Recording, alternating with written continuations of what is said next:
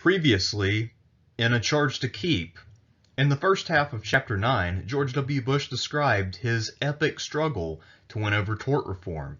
He had to work with two conservative Democrats in the Speaker of the Texas House and the Lieutenant Governor, both of whom completely agreed with nearly everything in his agenda, but it was very trying for George W. Bush, and they had many disagreements, and they were even a little bit different in terms of their personalities, so it was a very difficult task for him to pass tort reform that would help his corporate donors and hurt people who needed to actually sue companies when they were wronged in some way by them.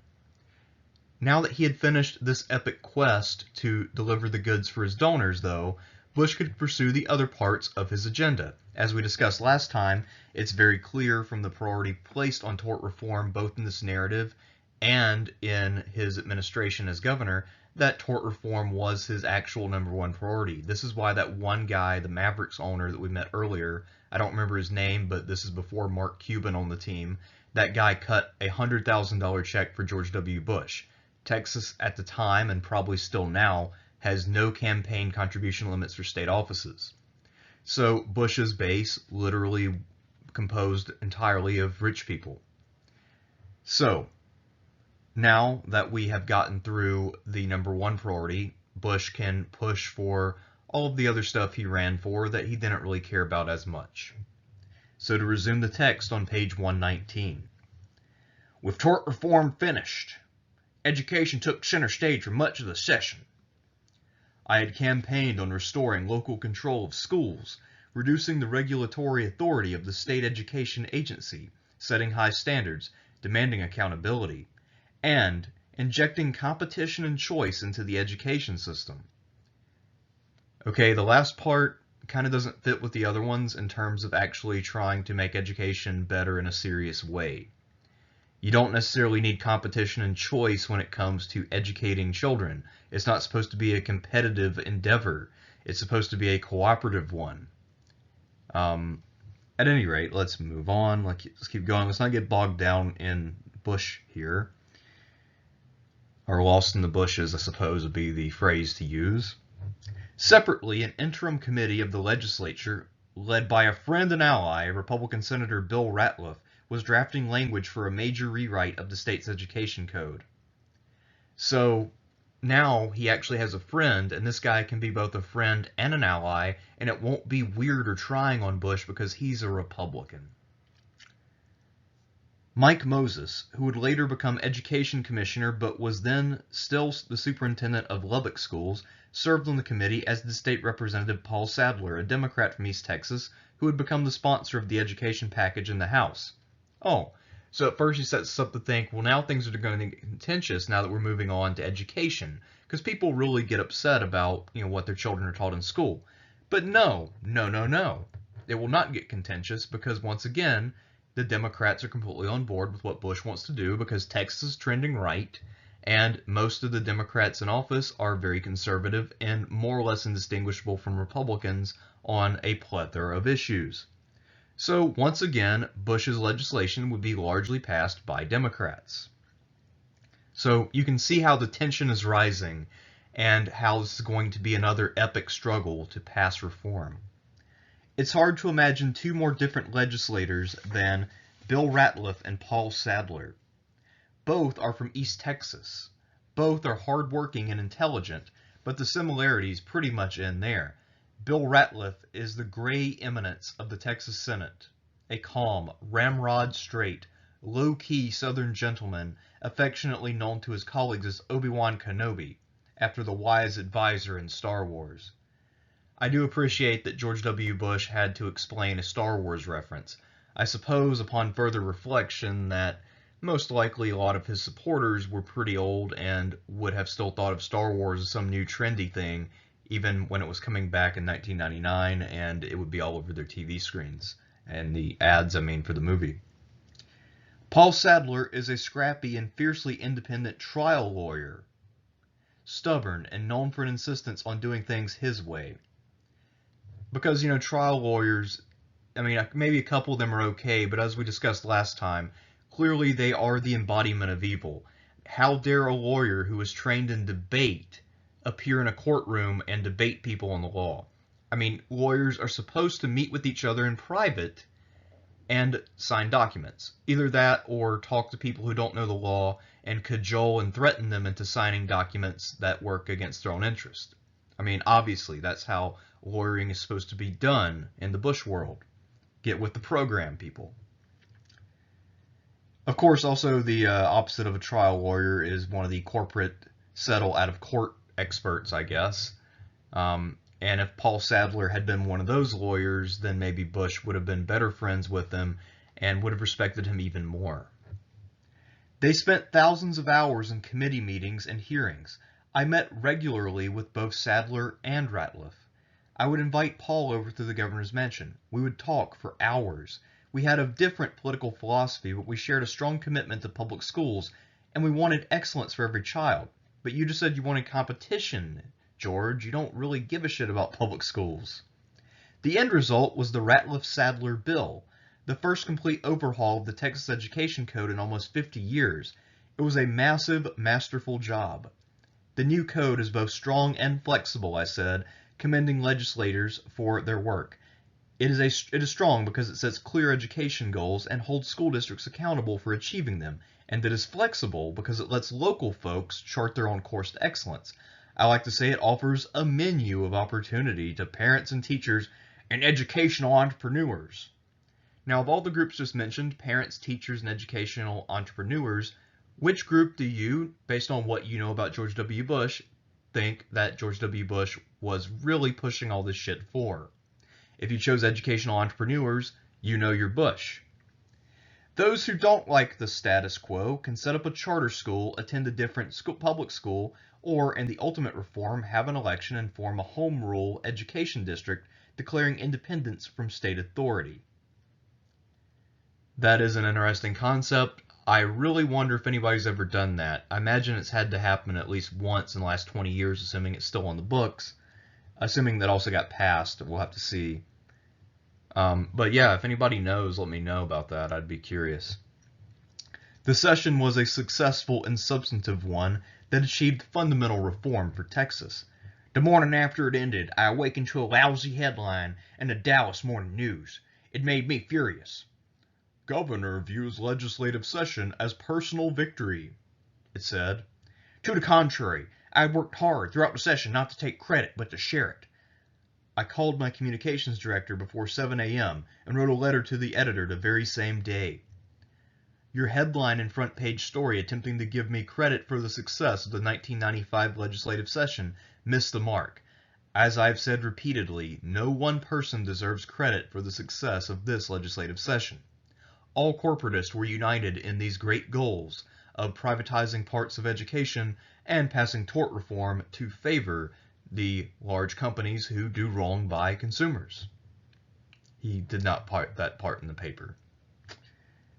This session was successful because Democrats and Republicans, representatives of big cities and small rural communities, and representatives of the many diverse regions of Texas worked together in a spirit of bipartisan cooperation. That spirit, of course, was fostered by 20s. We found common ground and forged consensus based on our conservative philosophy. Well, that says it all, doesn't it? All these motherfuckers were conservatives. There was no conflict. The fact that some were rural and some were urban and some were Democrats and some were Republican mattered not at all. Much of the credit belongs to the two outstanding leaders, Governor Bullock and Speaker Laney, as well as to all 31 members of the Texas Senate and 150 members of the Texas House of Representatives.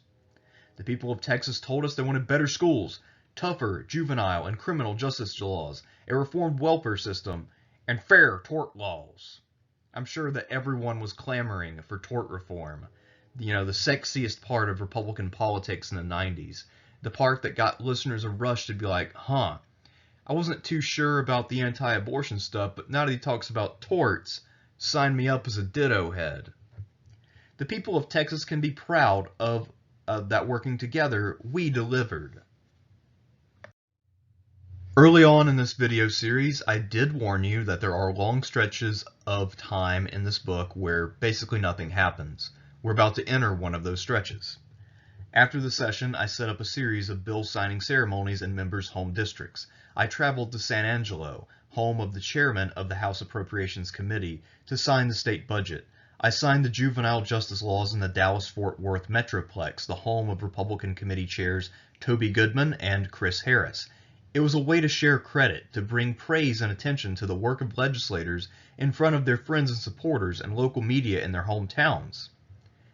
Yeah, I'm sure that getting that kind of credit for reforming torts was just the thing that these people needed to keep their careers alive and well. People probably cheered them, and by people, of course, I mean corporate people. I mean, this is pretending that this is some sort of heroic deed and that this is historic and really just inspiring, but it's not. I asked Paul Sadler if he could come to Henderson, if I could come to Henderson to sign the education bill. Henderson is his hometown and is also located in Senator Ratliff's East Texas Senate District. The ceremony was in the auditorium of the junior high school. School was already out for the summer, but the cheerleaders donned uniforms and came. Parents brought their children. Hundreds of people in the small town turned out. They put red, white, and blue bunting across the stage. The principal introduced the education commissioner, who introduced the governor on down the line. When it came time for the person next to Paul Sadler to speak, Paul's 4-year-old son, Sam, standing on stage holding his daddy's hand, urgently pulled his father down to his level and asked, "What do I say when it's my turn?" So, if you haven't figured it out already, this small town had nothing better to do than to watch a few state representatives babble about their education reform bill, and this must have been a pretty boring event overall. The only thing that Bush remembers is that a 4-year-old made a funny. I thanked Paul and Bill and all the legislators. I applauded the success of the session. And in that line on that day, I told Paul and Bill to get ready for next time. We had addressed one half of the equation. We had changed the way we governed our schools.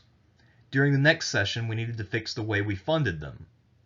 That fall, I went to see Pete Laney in his district. It's a big deal in small-town Texas when the governor comes to town, and I wanted to visit Pete in front of his friends and supporters. We went to a pancake supper at the school, then the Friday night high school football game. Man, I mean, Speaker Laney really knew how to show people a good time. Holy shit. You get to go to a high school football game in a rural Texas town? I mean, I think that privilege alone is worth becoming governor. I mean, clearly, like, how else would you go to a random football game and be a VIP in the middle of nowhere? I mean, wonderful, right? Also, if Laney is a Democrat, why would it help him that much to be seen cooperating with Bush, a Republican? I'm sure that there were plenty of people in his base who were really pissed off about the Democrats turning so hard to the right and caving to the agenda of a Republican governor. I think that's part of why a lot of the Texas Democrats did lose their Republicans, because their base no longer had a reason to turn out to vote for him. They were going to get Republican policies no matter which way they went, so they just didn't show up, and then the Republicans won. Why would they show up? What would they have the vote for? This kind of stuff is what killed the Democratic Party at that time. I later joked it may not be the only time I later joked it may not be the only time a governor and speaker went to a ball game together, but I know it's the only time a governor and speaker ever watched Hale Center play Morton, two small and remote West Texas communities. It's probably the only time that two outside visitors who aren't from either Hale Center or Morton went to watch either of those places, but whatever. That same fall, we developed the reading initiative and began planning for the next session. I had an idea. A big, bold idea. That sounds like a Trump sentence. I worried that rising local school property taxes were threatening the Texas and American dream of owning a home. Why not just say the American dream? You're running for president now. You don't have to talk all this Texas bullshit. As a Republican, you have Texas locked down 100%. They know you're the governor. They know who you are. You've got their votes. Why make it a Texas-specific version of the American dream? Homeownership was not exactly some obscure thing limited to Texas. I saw senior citizens who had paid off their mortgages struggling to pay property taxes higher than their original house payments had been. I saw young people who were not able to afford their homes because of rising property taxes. The problem stemmed in part from the state's failure to pay its fair share of the cost of education. The state's share of public school cost was at a record low rate of 44% when I was elected. Growing school enrollment forced local districts to raise local property taxes to cover increased costs. Also, this whole homeownership drive that Bush would carry with him to the White House was in large part responsible for the housing bubble and then the housing crisis that happened during the late Bush years and early Obama years, during which many people lost their homes. So that's another thing that we can thank Bush for, and it is a consequence of something that he was pushing all the way back as governor of Texas. The state's method of taxing businesses was also unfair. Some businesses paid high taxes, while others paid none, just because of differences in how they were structured. I seriously doubt that's why. It's probably because some businesses had supported candidates who won office, and other businesses had backed candidates who did not win office. That's probably more accurate, but let's continue. The only way to correct these problems was to overhaul the entire tax system, to reduce reliance on property taxes while making the state's business tax simpler, flatter, and fairer, i.e., he wants to end progressive taxation to favor big business. By calling for a fair flat tax, what he's doing is making it more fair for the rich and less fair for everyone else. But he will market it as being better for everyone.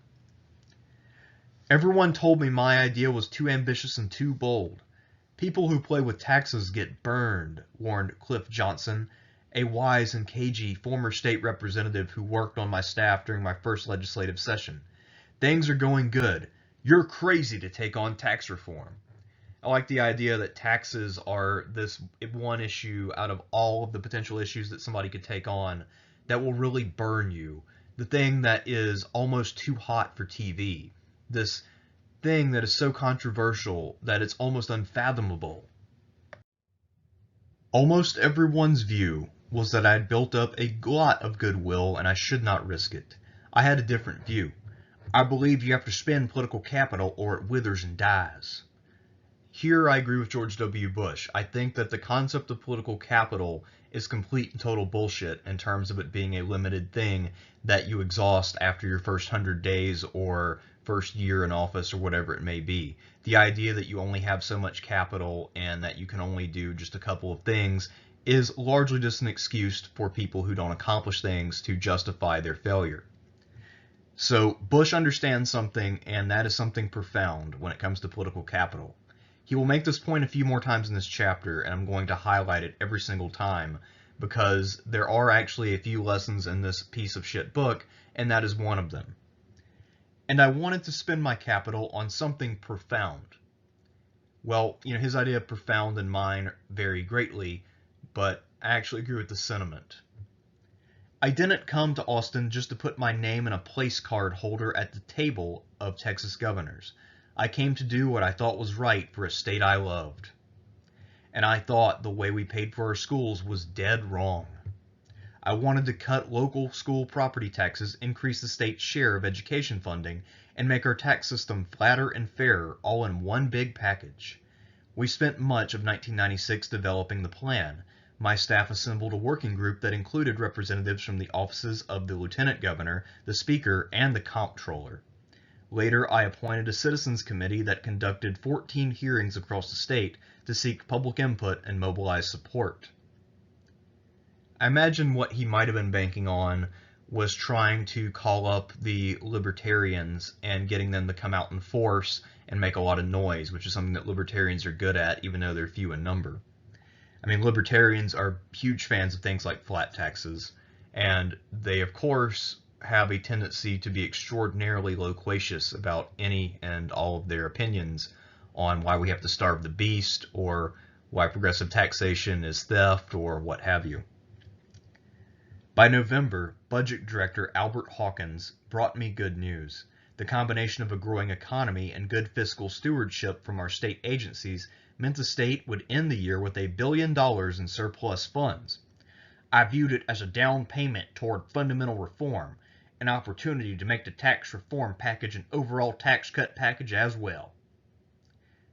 So, what I'm hearing and maybe I'm crazy, is that he wants to waste a surplus on a tax cut to win quick popularity and please his donors by making it a stealthy, massive tax cut for the rich. Now, where have I seen that play out before, and who did it? Real brainbuster there. It's almost as if he did it, and then maybe Trump did the exact same thing in 2017. I don't know. Others viewed it as easy money, therefore the spending. Or if, say, you had a surplus, you could pay off the debt if you're a conservative. I mean, you could use the surplus to pay down the bills. There are other things you can do with that kind of money. I'm just saying, you don't necessarily have to engage in a massive tax cut. Or say if you have a state with a very poorly rated education system and poorly rated social services and infrastructure, you could also consider funding those things. I mean, there's a lot of things you could do here. You don't have to automatically resort to tax cut. I'm just saying.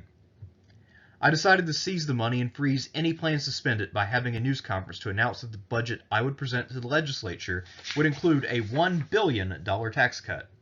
I called it a $1 billion beginning. That is not very clever. What the fuck is a $1 billion beginning? A tax cut, by its very nature, is a beginning, middle, and end.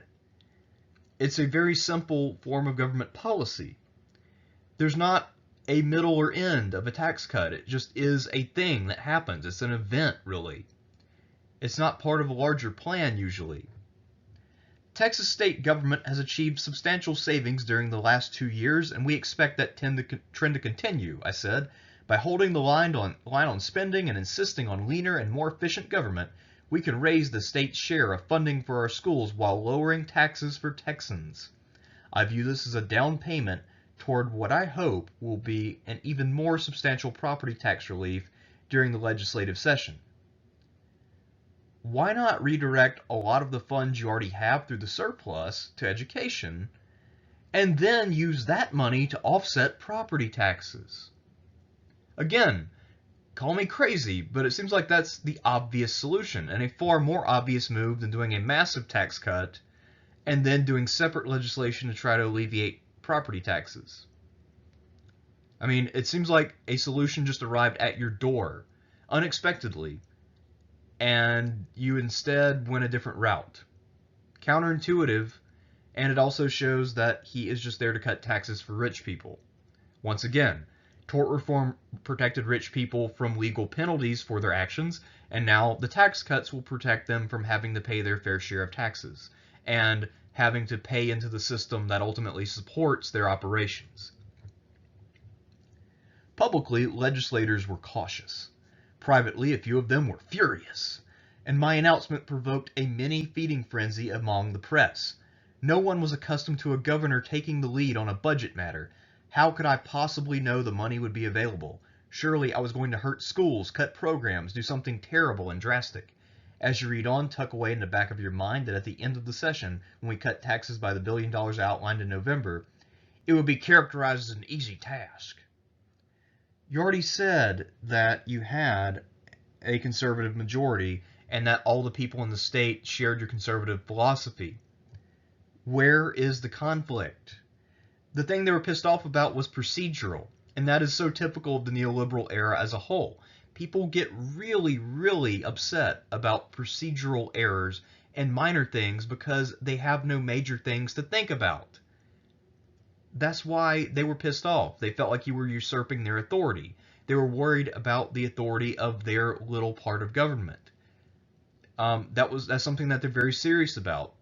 These are roosters strutting around in their yard, and you strutted in the other rooster's yard. I mean, that's all that's going on here. This isn't some great conflict. This isn't some great battle of ideas.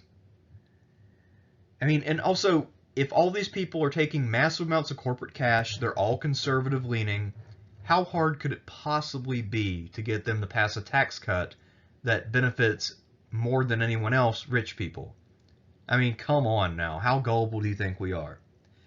It's always interesting to watch how perspective changes during the course of a debate. The Austin American Statesman reported, and of course Austin is a liberal city, also the capital of Texas, but a liberal city nonetheless. Governor George W. Bush staked out his territory in the tax reform debate Wednesday, saying he wants to use extra money in the state budget to reduce school property taxes for Texas. Bush's proposal, which would have to be approved by the legislature, is raising questions. Where will the money come from? If the state gives local school districts an additional $1 billion, how will it ensure that they will reduce their taxes by a commensurate amount? If the state spends $1 billion on tax relief, will important educational programs go unfunded?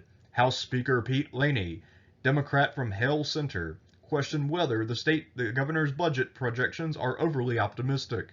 We won't know if the governor's proposal is feasible until we have seen the details of his plan and examined all the needs for state services and see what monies are available, Laney said.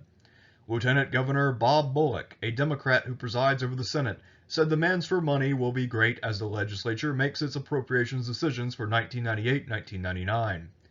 I've been working on property taxes, and I've given a rough draft of the plan to the governor and his staff, Bullock said. I have not received a plan from them. I will continue to work with the Speaker and the Governor on a plan, but I don't want to get the cart before the horse. That was my fake newscaster voice. I hope you enjoyed. It was probably shit. I've never tested that or heard myself do it, so, there you go. That was a free lull at my expense, most likely. Bullock talked with my staff and advisors and gave them grim predictions of huge political consequences if I pursued the idea. He took a couple of my senior staff members aside and warned them that this could cost me re-election. And those who wanted to spend the money lined up quickly to denounce my idea. That's because your idea was fucking stupid. We are very concerned that if there is $1 billion, it should be used to address reading, teacher salaries, extend a year, and alternative education programs, said Richard Corey, president of the Texas State Teachers Association. Does this mean that $1 billion is off the table? I think that Richard Corey is onto something here. It's money that would have gone somewhere else, said Dick Levine, fiscal analyst for the Liberal Center for Public Policy Priorities. What agencies and what sections of the budget aren't going to get funded that might have been otherwise? Good question. And there are plenty of things that Texas could stand to improve on. I've looked at the rankings for Texas, and very consistently throughout my life, Texas has almost always been between 45th and 50th best in any given quality of life category. Maybe they've improved some in recent years because of growth there and increasing wealth, but for the most part, Texas is not necessarily a place with a high standard of living overall. And that's largely because a lot of state programs are massively underfunded. So it's hard not to sympathize with Dick Levine and Richard Corey. Double dicks, I guess you could say. I would like to see... Wait, no, this is someone else. It's not Bush.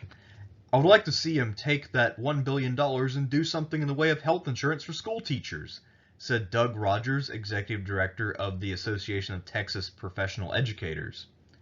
The Fort Worth Star-Telegram reported, some key legislative leaders said they were caught off guard by the governor's announcement and were skeptical of his optimistic revenue projections. I can cut a budget, said Representative Rob Junell, Democrat San Angelo, who heads the House Appropriations Committee, which initiates legislation related to the state budget. But there's going to be a lot of people who are not going to be very happy. Among the possible targets for budget cuts, he said, are higher education, prisons, and human services. So, as I said, there are lots of unresolved issues in Texas that could use some funding. There are a number of problems, and money could help ameliorate pretty much all of them. But my reaction was different. I knew it was possible to fund essential priorities and cut taxes, and I intended to do just that. The curtain was rising on the 1997 legislative session, and my announcement had ensured that tax cuts would take center stage. I unveiled my specific plan during my State of the State speech, calling on legislators to cut local school property taxes by almost $3 billion a year. So basically, he is lowering taxes on big business and raising it for everyone else, as we'll see. My plan also proposed eliminating the corporate franchise tax on Texas businesses, in essence a business income tax, and replacing it with a fair and flat tax on business activity and raising the sales tax by 1/2% or 1/2 cent. Sales taxes, of course, are literally the most regressive form of taxation known, and they obviously impact people who have less money to spend than they do people who have more money to spend. If you spend all of your money because you're low income and you have no excess money, then this tax will affect you a lot. If you, by contrast, make a lot of money, then you probably won't notice the very slight uptick in prices due to this little sales tax increase. But again, that is regressive taxation. And it's all for the benefit of Bush's donors, as is everything this man has ever done. The net effect was a net $1 billion overall tax cut and a fairer tax system that made the state the primary funding source for our public schools. Property taxes would have been cut by $3 billion a year with strict caps to keep them from increasing. So how in the hell is he finding money to make up for that $3 billion cut in property taxes if he's also cutting his revenue stream and not allowing this $1 billion savings to go into effect toward making up for that $3 billion he's cutting? How in the fuck does this make sense? This is insanity.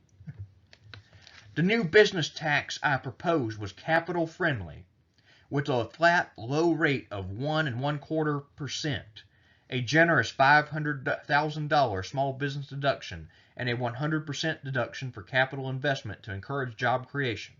Because of the generous small business deduction, fewer businesses would have paid the business flat tax than had paid the existing corporate income tax, and the plan would have been fair. So the real priority, once again, is letting the donor class get away with not paying taxes. As for the idea that 100% of what you spend on capital investment is deducted, this is a precedent that is taken advantage of now at a national level by many companies. To give you one example, when Taco Bell, which has obviously a very short retention time for most employees, engages in the day or so of training that they have for each employee who's new, that actually counts toward them getting a tax deduction and that putting money aside that is not taxable. So anytime someone is trained by a fast food restaurant, that company receives $2,500 in non-taxable tax. I'm not saying that right. I'm not a fucking person who does taxes. But you know what I'm talking about. So they get a $2,500 write-off, that's the word, every time they train somebody for 3 hours. And that's why fast food businesses and others have literally no incentive to retain employees, and high turnover is actually fucking great for them. It's because of the tax structures like the one you're reading about right here, right now. Let's see, where were we? Oh, yes. It more evenly distributed the tax burden among larger enterprises, including many major Texas businesses who had paid nothing under the current system. And most of them probably still paid nothing because of capital investment. I believed it was a fair and comprehensive approach that achieved a lot of important public policy goals, and I set about selling it with a vengeance. I brought legislators into my office, one by one, to ask for their help and their support. I traveled the state giving speeches and news conferences to explain the plan. At one stop in Beaumont, a firefighter approached me at the airport. I knew his name was Tommy because it was written on his shirt. I am what you call a reader. He thanked me for working to cut property taxes and told me high taxes were making it very hard for him to afford his home. Yeah, so of course, of all the people who thanked him for this, it was some guy who lacked any form of class consciousness and who thought that George W. Bush was his ally because he didn't know that it was people who owned large estates who were going to be the primary beneficiaries of this tax cut. So Bush found the one sucker who believed him and his bullshit and then used him as a propaganda piece. Newsweek reporter Howard Feynman was traveling with me, and I called him over. I want you to meet a Texan who is worried about his property taxes, I told him, introducing him to my new friend Tommy. I want to say Howard Feynman is a liberal guy who used to appear on MSNBC. Unfortunately, I actually used to watch quite a bit of MSNBC back around 2009 to maybe 2012 or so. Actually, it was probably 2007 to 2012 or so. And then I stopped having cable, and I discovered that the news is simply done much better literally anywhere else. At any rate, though, I'm going to make a quick break and then come right back, but you won't really know that except for the click that will give it away. Speaker Laney surprised me one day, calling to let me know he was going to appoint a special committee of key House leaders to take up the property tax plan. The committee would be chaired by Representative Paul Sadler. It became known as the Committee from Hell, although it had some unprintable nicknames as well.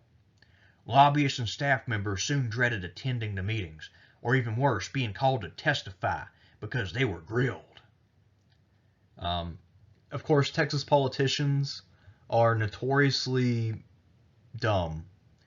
I'm not going to put it kindly. They're notoriously dumb. We're talking about Louis Gohmert or Rick Perry or George W. Bush or Beto O'Rourke.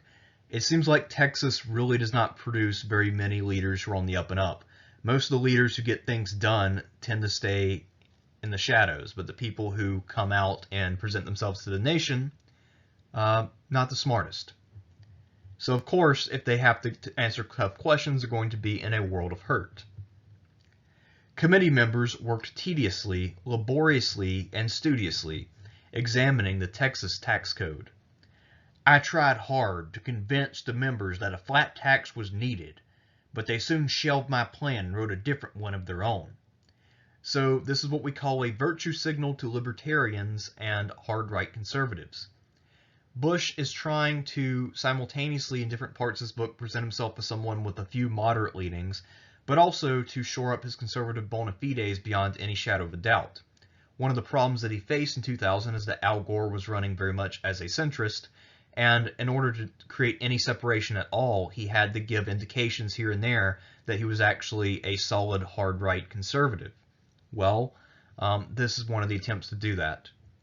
In the debates, of course, those debates ended up being extraordinarily boring. They basically just agreed with each other on centrist nonsense. But here, Bush is trying to make a case to his hardcore supporters who actually read the book, and then tell their friends, no, you don't understand. Bush actually is different than Gore. He's a real conservative. He wants to give us a flat tax. The first week in March, many of us gathered at a ceremony rededicating the state cemetery, which had been refurbished and restored. The cemetery was one of Bullock's favorite places, and restoring it was one of his pet projects. In my remarks, I alluded to a legislator, Ben Jumbo Atwell, who was still living, but had already purchased a headstone at the cemetery. Over in the southwest corner, there's a particularly interesting tombstone, I said.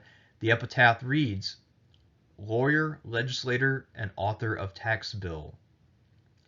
Most of the elected officials here today would probably agree with me. We would prefer ours to read tax cut bill. I joked.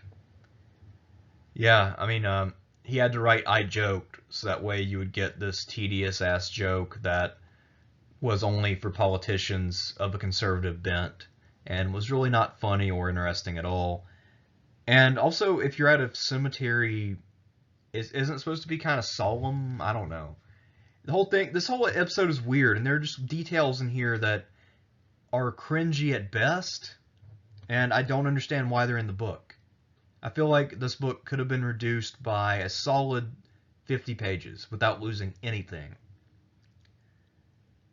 But then it wouldn't, of course, be, what's this book? Official length is 253 pages. I guess a standard book is 200 to 250, so they're just trying to make it look like it's substantive, since most people won't actually read it. But it's got a little bit of thickness to it, so it makes you think maybe there's something to this Bush dude. Okay, let's see, where the hell were we? Blah, blah, blah. I joked. Bullock got up to speak, thanked everyone, then turned to me with a twinkle in his eye. By the way, Governor, he said, Jumbo Atwell is not near as dead as your tax plan is. Yeah, Bullock, despite being a friend of George W. Bush and clearly a corporate criminal, he does sound like he would have at least been entertaining. And I can appreciate anyone who burns George W. Bush and does so by, without giving any warning. I like that in a person. It lived a few more months, not my plan, but the House version. When it came to the floor, I had two options. One, to kill the plan, which would have doomed the billion-dollar tax cut I had spoken for, or two, to preserve the $1 billion and keep the process alive and move it to the Senate. I chose the latter. I felt the issue of cutting taxes was so important that I needed to spend every dollar of my political capital to keep the process alive.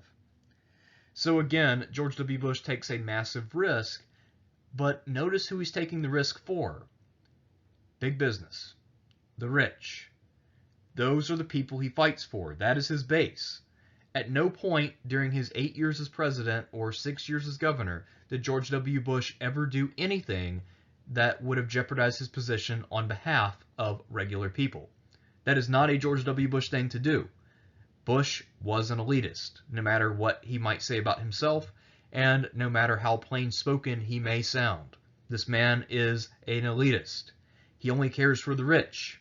He only works for the rich. He only takes risk for the rich. He only promotes legislation for the rich. I cannot say that enough. I knew that if I threw in the towel, legislators would find a way to spend the money rather than cut taxes. The Senate didn't like the House plan at all and passed its own version.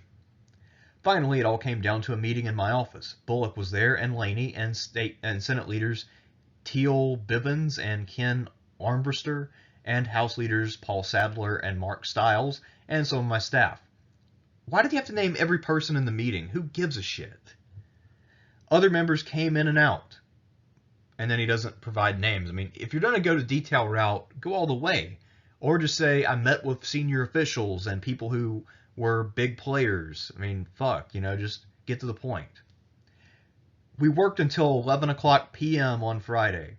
In D.C., people often work way into the wee hours of the morning. So 11 a.m. or 11 p.m., is not very impressive. When we left the Capitol late that night, we thought we had reached an agreement that would cut property taxes by $4 billion at a cost of only $2 billion. The remaining $2 billion would be funded through budget savings, including the $1 billion I had outlined in November. So, how does that save schools? You only saved $1 billion and then spent $3 billion total in tax cuts. Because only $1 billion of the $4 billion you were cutting was covered by your savings. So again, where's the funding for the schools coming from? This is insanity. What is he fucking talking about here? And how could anybody read this and not see the obvious contradiction? The rest of you may want to drink poison Kool-Aid, but I'm not, said the state senator in my office the next morning. Maybe that guy understands math or something, or basic reasoning. I don't know. No wonder he's not a named state senator, because clearly you can only make a name for yourself in Texas politics if you are so dumb that you could suffer a brain aneurysm from hearing a 3-syllable word. The compromise we had carefully crafted the night before, dramatic property tax cuts, a different way to fund schools through $2 billion in budget savings, and expanding the sales tax base. So $2 billion in budget savings. Okay, so I guess that's how he pays for it. But that means gutting other parts of the state government that are already minimally funded. I mean, what the fuck are you thinking? This is insanity.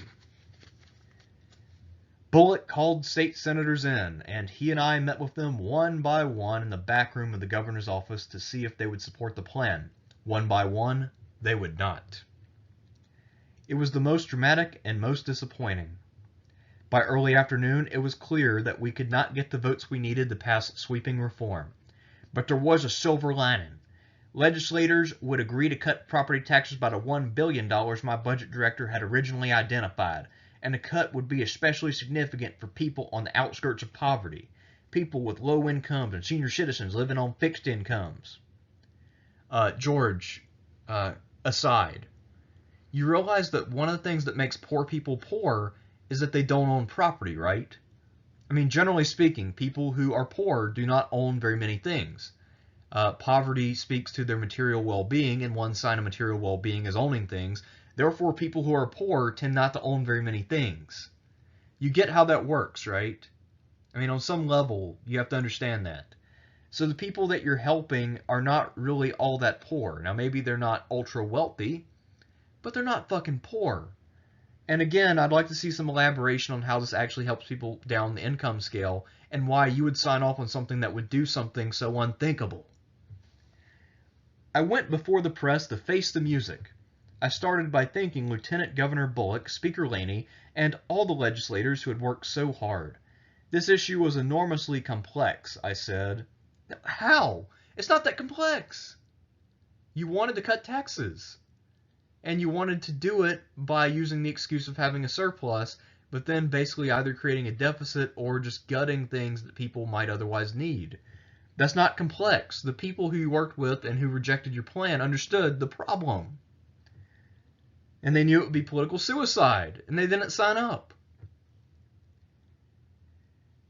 Every member brought to our discussions legitimate principles from which he or she could not waver.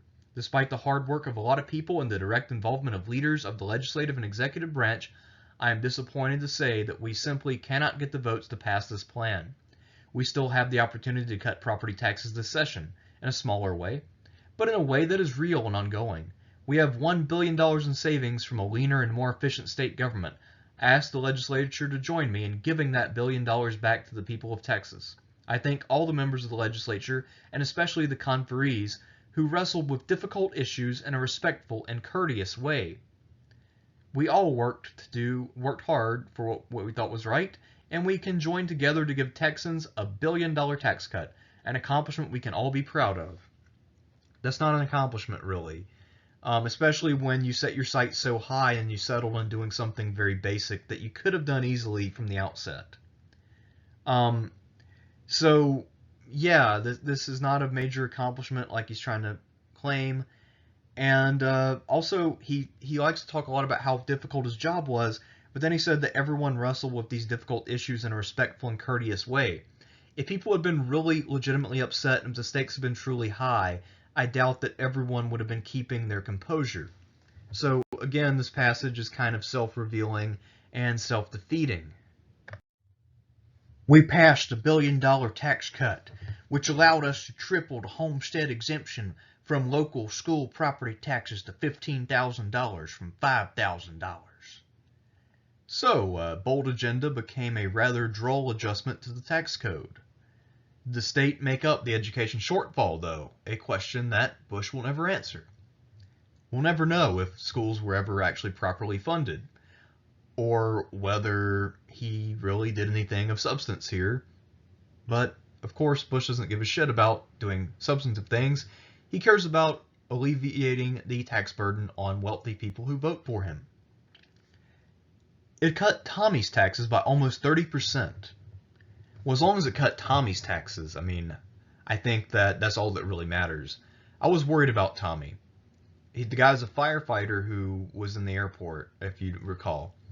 I mean, really worried about that guy and his tax rate. That was something that was keeping me up at night. So now that we've completed the chapter, almost completed the chapter, and I know that that man got tax relief, I feel so much better. Because the increased homestead exemption required a change in our Texas Constitution, the voters had to approve it in an election. I campaigned vigorously for it, and voters approved it overwhelmingly. I went to the Beaumont Airport Fire Station to sign the enabling legislation with Tommy at my side. I never forgot Tommy during this debate, I told reporters. This was for Texans like Tommy who have the dream of owning a home. Some cynics say $1 billion is not much of a property tax cut, but it is for Tommy. I'm convinced that one of the reasons I did well in my 1998 re-election campaign in places like the Rio Grande Valley was that low-income homeowners knew I had fought for their interest and provided meaningful tax relief.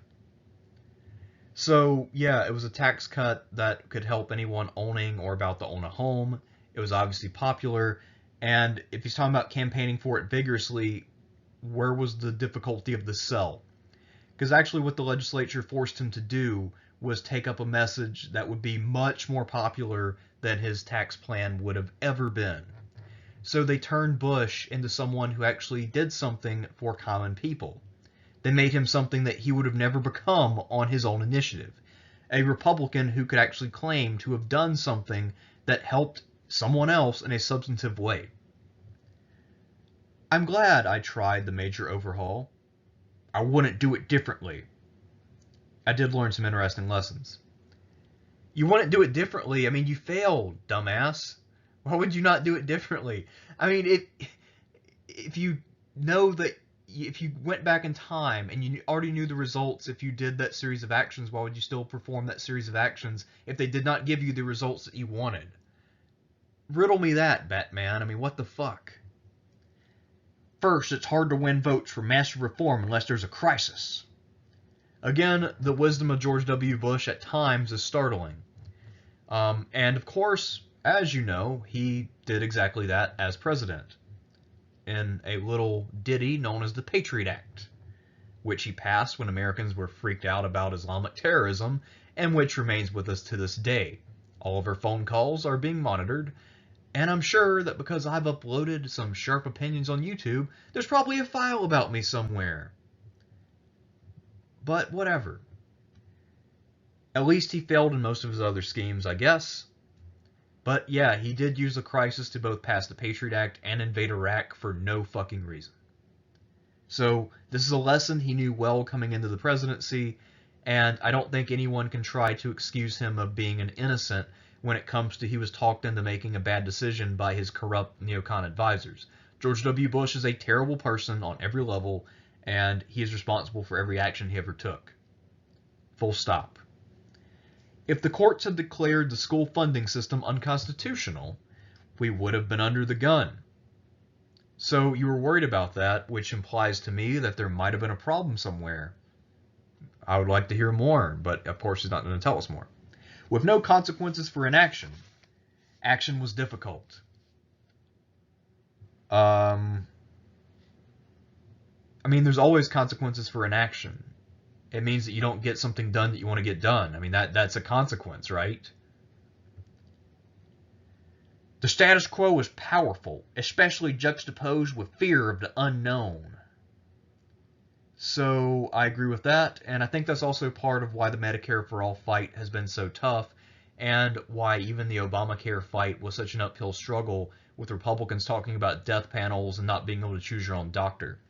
When there's a change coming that affects people in a profound way, it is very easy to rile up fear. And so he's right about this again. And of course, he would, use this lesson well over and over again. Once the Patriot Act was in place, once we're in Iraq, he would conjure boogeymen if we were to leave Iraq or repeal the Patriot Act. Second, Texans appreciated bold leadership. I had earned political capital by spending it. Once again, George W. Bush understands how political capital works. He understands that its finitude is a myth, and that the only way to get political capital is to act as if you have political capital. That makes other people think that you do, and it gets people behind you, and you can get shit done. Or it at least motivates voters to turn out for you. Political capital is an imaginary thing. All the dour predictions of damage for trying a bold reform were wrong. I mean, your reform didn't pass, dude. I'm not sure Bullock, ever the shrewd reader of the Texas Senate, had ever thought we could succeed. I also think he was tired, didn't have the heart for the fight. His health was deteriorating. And maybe he knew better than I did that state government didn't respond well to major change unless there was a major crisis. And of course, that's a lesson that Bush learned from Bullock and then taught to us, and also taught to George Lucas, who basically made this the plot of episodes 2 and 3 of the prequel trilogy. I mean, really, if you boil down the political message of both of those movies, it is exactly the sentence, and maybe he knew better than I did that state government didn't respond well to major change unless there was a major crisis. 6 months later, in November 1997, I had just landed in Florida for the Republican Governors Conference when the office paged to tell me Bullock had publicly endorsed my campaign for re-election. He'd actually done so the day before, when he joined me at a private fundraiser for Senator David Sibley in Waco. But now the Capitol Press had gotten wind of it, and Bullock had confirmed that yes, the highest-ranking Democrat in Texas state government will be supporting the Republican governor for re-election. As if that mattered in the 1990s when you had a DLC that was as hard-right neoliberal as it was. There was hardly a difference in Texas, as I've mentioned several times, or really any southern state, between a Democrat and a Republican, so what difference could it possibly make? If the Republicans were trending a little more with voters and you're a Democrat, then you start kissing Republican ass, and that will ultimately come back to bite you unless you switch parties, because at the end of the day, the actual liberals in your base, who are still out there, even in a place like Texas, will not show up to vote for you if you're the exact same thing as the other party. So their turnout will be down, the other party will still be showing up. Guess what? You lose your seat. So cozying up to the other side by copying them does not work. It also didn't work very well for the Republicans during the New Deal era when they would try to be Democrat light. It simply did not win them very many offices. At least not outside of the Eisenhower and Nixon administrations. If you look at Congress, they didn't do so hot. All right. It sent a powerful message. State Land Commissioner Gary Morrow, a 15-year incumbent Democrat state officeholder, had announced his campaign against me just weeks before, and Bullock was the godfather of one of Morrow's children. But in a sense, Bullock had adopted me, almost as a son. I think he trusted my heart. He trusted my instincts. He knew when I made decisions, I would do what I thought was right for Texas. So, a nice argument from authority, or really argument from non-authority, since Bullock is clearly just a snake salesman, a snake oil salesman who is a through-and-through corporatist and political opportunist. So if he sees something in Bush that's positive, we should be worried, really. Bullock was selling down the river anything that Democrats had ever stood for.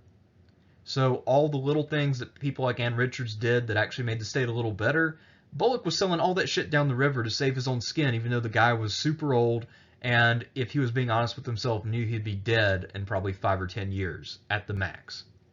But he didn't. He was clinging on to power to his dying breath. And the way to do that was by hitching his wagon to Bush, who was clearly a rising star, was the son of a former president, and was already being whispered about as a 2000 presidential contender. Jan and Bob Bullock had Christmas dinner with us that year, and his daughter's wedding was held at the governor's mansion. It was important to have a lieutenant governor who put Texas first. He helped set the tone. He and Pete Laney deserve a lot of credit for our success. Almost 2 years later, in the summer of 1999, I was wrapping up my first presidential campaign trip to Iowa and New Hampshire when we got the call that Bullock was dying. Doctors had predicted that before, but this time it was true. The first thing Laura and I did when we returned to Austin was to visit Jan and Bob. He was at home, surrounded by a few friends, feisty to the end. He wanted to know all about the campaign swing. What had I said? How many people turned out? What was the press asking?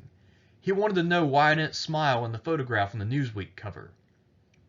So basically, he's a political animal just like Bush, and he betrayed his party's interest and future in the state just to get close to someone who would wield influence, something he'd never really get to enjoy because the guy was dying. Also, I've noticed Bush apparently had a trend of having second-in-commands who had terrible health. I don't know why that is, but maybe Bush just likes having someone around him who's sickly so it makes him feel stronger. I don't know. He cleared the room. Jan and Laura went into the living room to have coffee. I remained behind. You know how girls are. They can't handle serious talk. Gotta let the ladies out before you say things that might be unpleasant or just a little too real. He asked me to give the eulogy at his funeral. I was hugely honored. I was so proud to call him my friend. I was fortunate to have gotten to know him. He taught him a bunch of dirty tricks, basically. That's why he was fortunate. And now he gives Bush a nice bipartisan story for his book and for his campaign speeches. And since he's dead, people can't talk shit about what a piece of shit he actually was. In the end, we wept together. He was so proud, so eager, so convinced that I had a great chance to become the next president.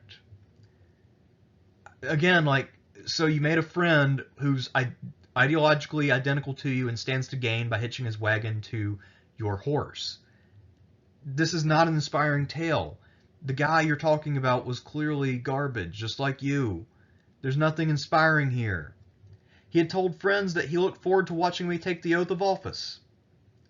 Bullock, a man who had lived for years on his sheer strength of will, realized that if it happened, he would not be there to see it. If it happens, he will have been a huge part of making it so.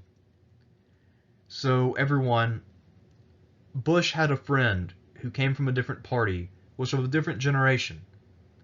And they agreed on everything and worked together to pass things that they both agreed on. That was the greatest struggle of Bush's life, is what I'm taking away from this chapter.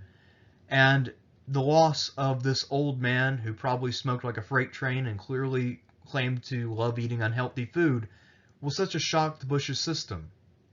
And I think we should just all have a moment of silence to honor Bob Bullock. Just kidding, fuck that guy. He helped George W. Bush and helped make him a terrible president who more or less ruined the country, or at the bare minimum made it worse in many ways. So anyway, next time we'll get to a different chapter. We have maybe 3 or 4 more of these to go. I'm Thersites the Historian, and I will unfortunately be seeing you again in this very same series.